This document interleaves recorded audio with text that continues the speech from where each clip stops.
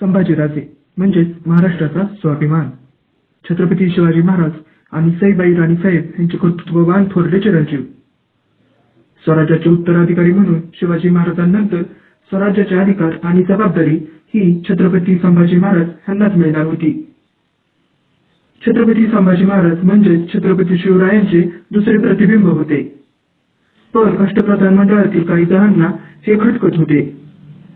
त्यामुळे त्यांनी संभाजी महाराजांच्या कार्यशैलीवरती प्रश्नचिन्ह निर्माण करण्याचा प्रयत्न केला होता.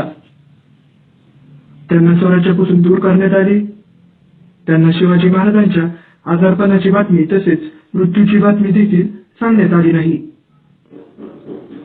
सोयराबाई राणीसाहेब म्हणजेच छत्रपती संभाजी महाराज यांच्या आई मातोश्री यांच्या आदेशावरून संभाजी महाराज यांना अटक करण्यासाठी हंबीरराव मोहिते यांना पाठवण्यात आले होते. त्यांनी तो आदेश मानला नाही. स्वराज्याची सर्व सूत्रे संभाजी महाराज यांच्याकडेच राहतील यासाठी त्यांनी पुढाकार घेतला होता. नंतर संभाजी महाराजांनी रायगड ताब्यात घेतला व सर्व बंडखोरांना अटक करण्यात आली. शिवरायांच्या मृत्यूनंतर स्वराज्य संपेल असा विश्वास दिल्लीच्या बादशहाला म्हणजेच औरंगजेबाला वाटत होता. पण तो चुकीचा ठरला. नंतर संभाजी महाराजांनी राज्यकारभार हाती घेतला. वडिलांचा आदर्श डोळ्यासमोर ठेवून ते उत्तम कार्य करत होते. मुघल, पोर्तुगीज यांच्यात स्वराज्याबद्दल जरब निर्माण केली. नंतर छत्रपतींच्या राजसिंहासनाचा मान प्रतिष्ठा जपण्यासाठी काही गोष्टी करणे महत्त्वाचे होते. हे संभाजी महाराजांनी केले आणि राज्याभिषेकाची तयारी सुरू झाली. जानेवारी 14, 15, 16, 1681 मध्ये संभाजी महाराजांचा राज्याभिषेक झाला आणि ते जनतेचे धाकले धनी आणि दुसरे छत्रपती झाले. मध्ये मल्हार रामराव चिटणीस लिहिताना म्हणतात, संभाजी महाराज सर्व होम हवन विधी करून सिंहासनरूढ झाले. राज्याभिषेकावेळी कैद्यांना मुक्त करण्याचा एक रिवाज होता.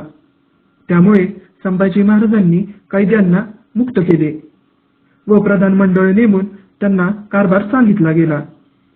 रयतेसाठी यापेक्षा दुसरी कोणती गोष्ट मोठी होती ते दुसरी दिवाळीच साजरी करत होते. नागपंचमीच्या दिवशी म्हणजेच 20 जुलै 1680 राजांचे मंचकारोहण झाले. 1672च्या सुमारास एक फ्रेंच प्रवासी हिंदुस्थानात आला होता. त्याचे नाव ॲबे कॅरे असे होते.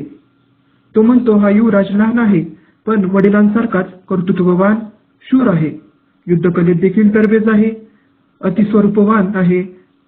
सैनिकांचे त्यांच्यावर फार प्रेम आहे आणि ते त्यांना खूप मान देतात. मराठा साम्राज्याच्या दुसऱ्या छत्रपतींनी रयत सुखाने नांदवली, जपली आणि मृत्यूलाही संभाजीराजे अगदी धैर्याने सामोरे गेले आणि जाताना लढण्याचे बळ देऊन गेले.